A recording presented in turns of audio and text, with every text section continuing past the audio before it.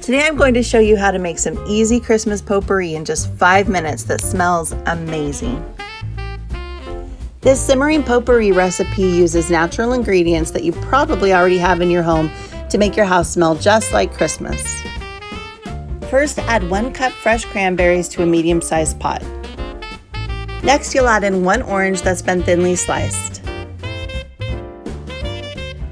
Then add 3 cinnamon sticks, 1 tablespoon of whole cloves,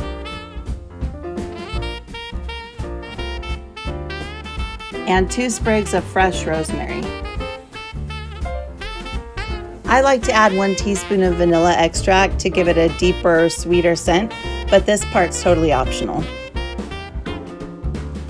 Add enough water to cover all of the ingredients and put the pot over medium heat and bring to a boil.